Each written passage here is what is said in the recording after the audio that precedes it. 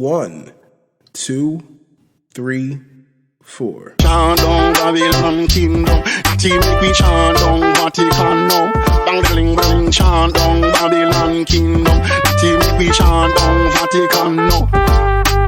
Chant down Babylon kingdom, team make we chant down Vatican now. Bang bling bling, chant down Babylon kingdom, team make we chant down Vatican now.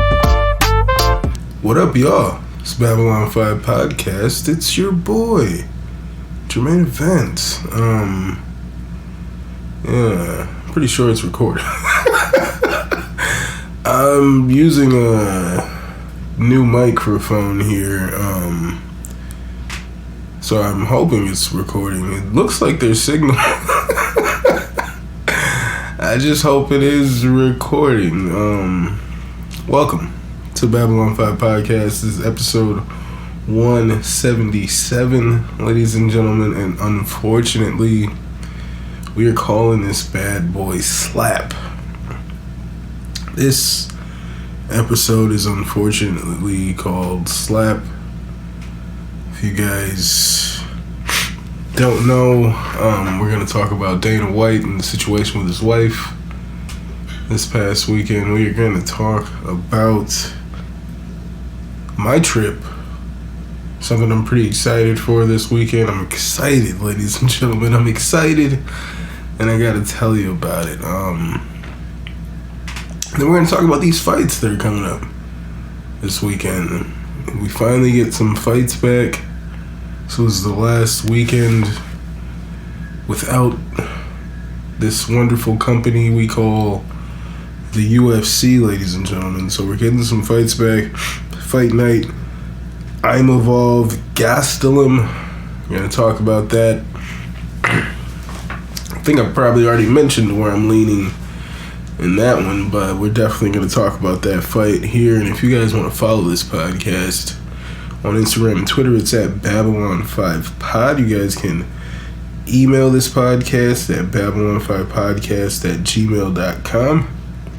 If you guys would like to hit that like button anywhere that you're listening to this podcast, I'd appreciate that so very much. And if you guys would like to follow this podcast on Twitch, go ahead and follow us at twitch.tv/Babylon5. If you guys would like to cop some merchandise, head on over to teespring.com/store/BOFpod-shop. And lastly, don't just be my niche, be my patrons. Head on over to patreon.com/Babylon5Pod. I'm getting pretty stuffy in here. As I've said, if I'm in this room for too long, I tend to get pretty stuffy, and it feels like it's happening right now. No amount of nasal spray seems to be allowing me to breathe clearly now. The rain is not gone, ladies and gentlemen. So, man, I almost didn't want to talk about this because, well, one, as I've said here multiple times, I don't necessarily, I more so wanted to discuss fights as they're happening and give predictions for fights and just, and maybe ultimately talk with fighters and yada yada yada, but I didn't want this to necessarily be a gossip, like a MMA gossip column. Like, oh well, this guy tweeted about that. I don't like to talk about the headlines, what TMZ is doing. I don't want that to necessarily be what this is, but as I've seen, as this unfolded, this past New Year's, if you guys do not know, this episode is called Slap. And over New Year's, Dana White was at a party with his wife. And just this like real grainy video is released via TMZ or whatever, where Dana White and his wife seem to be arguing. And Dana's wife slaps Dana, and Dana then slaps her back like twice or whatever. I think knocks her to the ground with the second one. It's pretty gross. He immediately did an interview with TMZ, and they were giving him all these outs. Like, oh, well, were you really drunk? Do you even remember what happened last night? And then it's just gross, alright? And you see all these UFC fighters like Jamal Hill, all these motherfuckers like, well, these women want equality, so if you put your hands on a man, then you should be prepared for that man to put his hands back on you. That's not the truth. I mean, it's just not the truth. He could walk away. That's always an option. Walk away. I've always been a firm believer that for anybody, if you're at a point where you guys can't refrain from putting your hands on each other, then maybe you guys just need to fucking move. Just move away from each other. Nah, we're gonna stay together because we've been together for 30 years. But how much of this 30 years has been just like that video there? I forget who I was watching, analyzing. They were like, the way this interaction went down, it doesn't look like, you know, like this is the first time for either side, you know? It seems like this is a normal occurrence. This is how things go down. And Dana White was like, you know, we've been married for 30 years, so like, we've been through so much, like, and he was just kind of like saying like, you know, like, we've been together for so long, like, shit's gonna just happen. And it's like, nah, man, it doesn't need to. Maybe what's best is that niggas are apart. You're fucking millionaires, if not billionaires. Alright? You guys don't need to stay married for the children. You're fucking millionaires. They're good. They're good. They're gonna have support from both of you because you're fucking millionaires. But it was gross. What's crazy, like, selfishly for me, I thought, like, with Dana White hitting his wife here, it was like, oh shit, TBS removes this slap fight league from their programming. And I was like, hell yeah, now we don't even have to hear about this bullshit ass slap fight league. It's just gonna be a random inside joke in a couple years on an MMA on point videos. Like, that's what I thought that was gonna end up being. But it turns out TBS was like, nah, just kidding. We don't give a fuck. Dana just slapped the shit out of his wife, and everybody's talking about it right now. We're still gonna go ahead with this slap fight league. Alright? And we're not gonna talk about it. They refused to comment. Endeavor has refused to comment on Dana White slapping the shit out of his wife. Alright? Dana White has refused. Well, Dana White commented, but it was silly. The UFC has refused to comment. Endeavor has refused to comment. TBS has refused to comment. And I think I saw some media guys saying that they were told not to, like, I forget the terminology, the exact word, because I had to ask my wife, like, what the fuck does that mean? And it was saying, like, just not to write anything that's gonna stir some shit up about Dana, paint him in a negative light. Don't post anything basically negative about Dana. This is that stranglehold. Luke Thomas was talking about it on this one live about how, like, if you don't play ball with them, like, they will fucking lock you out of everything. You know what I'm saying? You have to fucking play ball. Pardon me. You have to play ball, or they're fucking, they'll fuck you up. They'll ruin your career. You see how they tried to ruin Ariel Helwani, but he has the fandom. People are behind him.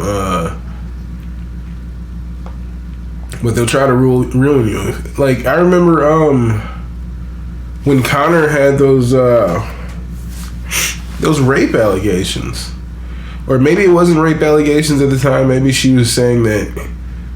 Or I think so. The first woman claimed that she just had sex with Connor and he was the father of her child. And then, like a year later, maybe less than that, there was like a rape allegation. And a reporter at a press conference asked Connor about that. Dana White steps in and like shuts that shit down, and the whole audience boos the reporter for asking Connor about his rape allegations. All right, they booed him. That's what this is how this machine operates. It operates to where we could see Dana slap the shit out of his wife, and then TMZ is like, well, how drunk were you? Do you even remember what happened? Like, that's how this machine is working right now. We can see it, unfortunately. We can see how it is. It's gross. They should shut this fucking slap league down. At the very least, shut the slap league down. What the fuck are we doing with that? But it's gross. I think the only person I've seen... I think I've seen like Cyborg speak out, D.L. Hughley, Dustin Poirier, who is someone just like at the higher end, you know, like a higher paid fighter in the UFC. I really didn't think any of those guys would speak negatively about Dana or even speak out against what happened in any way. So shout out to Dustin for speaking out, but it's gross the amount of people I see defending Dana White in this whole thing. Fucking Molly Qerim apparently was defending Dana White, which I'm honestly not too shocked by. Molly Qerim going Molly Qerim, alright? She's pretty gross to listen to. I'll tell you that much. So, goddamn, I can't breathe. I gotta get out of here. I really cannot breathe. I'm like, I don't know if I can go through a lot of this Imavov card. I'm getting pretty stuffy. Like, I'm not into this right now. So, yeah. This upcoming weekend, I'm real hype. I took off work a long time ago. Because what I did not think... I wasn't sure when or if this would ever happen again. Like, back in the day, y'all know I'm a big stand-up comedy guy. And I would say back in the day, I didn't really go to the shows when they would come to town. Because, like, most of the people that I hung out with at that time, that I thought of as friends, were basically not into any of the same shit that I'm into. So, nobody ever wanted to go to fucking, to the comedy shows. They didn't want to go. They're just not into it. So I would be missing niggas like Bill Burr comes to town, miss Bill Burr. Back in those days, missing everybody. Louis C.K. missed Louis, just cause like I don't know. I didn't want to go by myself all the time, and yeah, so I didn't go see Louis, and then didn't go see Bill Cosby either. That's neither here nor there. But then when Louis got me too, I'm like, I will probably never see Louis again. But here we are, ladies and gentlemen. Louis was here in Milwaukee about a month ago. He announced these tour dates with no Milwaukee dates, and I bought Chicago tickets. And then like a week or two later, he announced the Milwaukee dates. So I wish I could have went and just seen this nigga last month. But I already had my Chicago tickets. It is what it is. I'm like, these tickets is decent, and I'm probably not finna be able to get like similar or better for the price. I mean, if I could have, I'm pretty sure, because our seats are like closer to the stage, so I'm sure I could pop those bad boys off if I needed to. But I'm more for the experience. So I get to go see Louis C.K. Alright. Didn't think I'd get a chance to see Louis C.K. He got me tooed in that terrible masturbation accident, as I think Dave Chappelle said. But you know, and then like the nigga was doing shows, all these shows overseas in random ass countries, because he just couldn't get booked in America. And yeah, and then COVID and all that shit, I just didn't think I would ever get to see Louis live. Hopefully we all let's hope we all make it alive to see Louis. This could be one of those things. This could be like when I was buying tickets. I was about to buy tickets to see Habib versus Ferguson at the Barclays Center, and I was like, something gonna happen. I don't have that vibe right now, but I'm just saying, anything could happen. But yeah, hopefully we all make it there. I'm hype. All right, got my fucking awesome possum shirt. All right. I'm fucking hype. Yeah, it's gonna be a cool little trip down to Chi-Town this weekend, and then I have the following Saturday off because we're gonna stay down there. And then, thankfully, with having that Saturday off after getting to see my favorite comedian, Louis C.K., ladies and gentlemen, the following Saturday we get some fights. Yes, UFC Fight Night, Nassourdine Imavov versus Kelvin Gastelum. Now, if you guys know, I'm a big fan of both of these guys, right? Big fan of both of these guys. I would say one of my favorite fights of all time is definitely Kelvin Gastelum versus Israel Adesanya.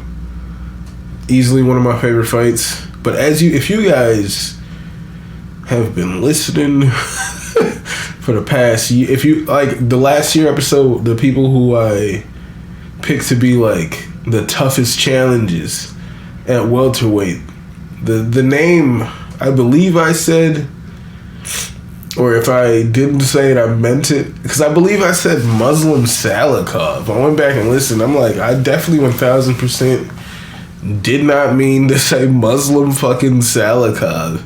And he was like 40 years old. Anywho, Nassourdine Imavov. If you guys have been listening to this podcast, you know I've been hyping this dude up. His last fight against Buckley got a little dicey in the end there. Buckley's dope. Alright, Buckley is dope. Got a little dicey in the end there, but my boy Nassourdine Imavov got the job done on I believe a 3-fight win streak right now. Gastelum, on the other hand, is on a 3-fight losing streak. He is 1-5 in his last 6 fights. This is middleweight. I don't know why I said welterweight. Oh man, I can't breathe.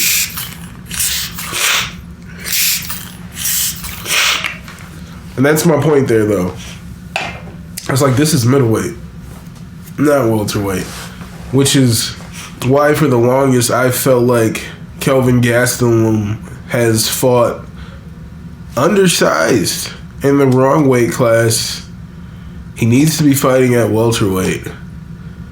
And this fight here is just going to be the same old story that we've been seeing with Gastelum. He's going to get in there with 6'3", Nassourdine Imavov. 75-inch reach versus a 71.5-inch reach advantage. Reach, not advantage, disadvantage. Like, this is the same story that we've been seeing over and over again. Kelvin Gastelum is 1-5 in his last 6 fights. And he's not been as active over the course of time as Nassourdine Imavov. I think, as I said, this is just going to be another display of Kelvin Gastelum is fighting in the wrong weight class. And plus, Nassourdine Imavov is a fucking killer.